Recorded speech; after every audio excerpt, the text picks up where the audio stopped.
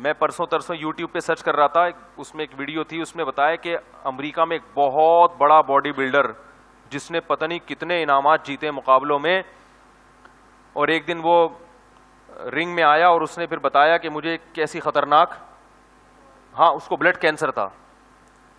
اب آپ بتاؤ اس نے امریکہ کے بلڈر ہمارے بلڈروں کی طرح, ہمارے تو جس دن 4 انڈے کھا لیں تو سمجھتے ہیں کہ ہم دنیا کے سب سے بڑے, ہم سے بڑا تو کوئی ہے ہی نہیں کہ 4 انڈے کھائے ہم نے. تو یہی ہوتا ہے نا. تو وہ لوگ تو چونکہ, اور یہ ہماری خوبی ہے کیونکہ ہمارے پاس دنیا میں اور بھی کام ہے. میں نے کسی بلڈر سے پوچھا, میں نے کہا یار امریکہ کے اتنے بڑے بڑے بلڈر ہوتے ہیں پاکستانی, انہوں نے کہا پاکستانیوں کے پاس باڈی کو بلڈ کرنے کے علاوہ اور بھی غم ہے. رمضان بھی ہے, حج بھی ہے, عمرہ بھی ہے, ابا کی خدمت بھی ہے, امی کی خدمت بھی ہے, بیوی کا خیال بھی ہے, بچوں کا خیال بھی ہے. گوروں کے پاس کرنے دھرنے کا کوئی کام ہے ہی نہیں. تو جو بلڈر ہے وہ بلڈر ہی ہے. اس کے باپ بھی باڈی بلڈنگ, اس کی ماں بھی کیا ہے باڈی بلڈنگ, یعنی وہی سب کچھ ہے. اس کا خدا بھی وہی, اس کا رمضان بھی وہی, اس کا حج بھی وہی. اس کو حج کا ثواب بھی باڈی بلڈنگ میں ملے گا. جب عمرہ کرنا چاہے گا تو اور تھوڑا سا ویٹ اٹھا لے گا. صحیح ہے نا. تو وہ کہہ رہے ہیں وہ 24 گھنٹے ان لوگوں کا کام یہی ہوتا ہے کہ جب کوئی ہدف ہی نہیں ہے نا سامنے, تو ہدف یہ کہ میں نے اپنی باڈی کو بلڈ کر کے دنیا کا چیمپئن بننا ہے. تو اب وہ صبح گھسے گا جم میں, پھر پولیس آئے گی اس کو نکالنے کے لیے, باہر آ جا بھائی بہت ہو گئی. ٹھیک ہے نا.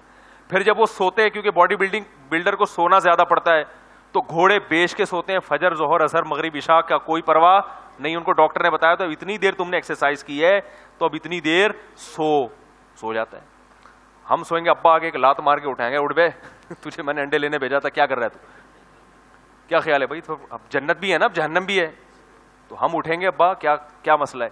انگریزوں کے ابا کی ٹینشن انہوں نے پالی بھی نہیں ہے. ٹھیک ہے نا. تو وہ کہہ رہے ہیں یہ ٹینشن میں, تو وہ سوتے ہیں. تو سوتے ہیں, جب کھانے پر آتے ہیں ڈاکٹر بتاتا ہے بھائی آپ کو اتنے پروٹین لینے ہیں یا اتنی کیلوریز لینی ہے, تو وہ گورنمنٹ سے منظور کرا لیتے ہیں. کیونکہ گورنمنٹ بھی کہتی ہے بھائی کچھ لوگ ملک کا نام اس لحاظ سے اونچا کریں, تو پھر گورنمنٹ کی طرف سے ان کے بکرے منظور ہوتے ہیں. پھر وہ گورنمنٹ ان کو وہ پھر کھا رہے ہیں, پھر بکرے کھا رہے ہیں. ہم کھائیں گے بکرے تو بچوں کو کیا کھلائیں گے بھائی. تو وہ پاکستانی بلڈر تھے, انہوں نے کہا بھائی ہمارے ساتھ مسائل ہیں, ان کے پاس دنیا میں اس کے علاوہ کوئی غم ہے ہی نہیں, لہذا وہ بھائی یہی.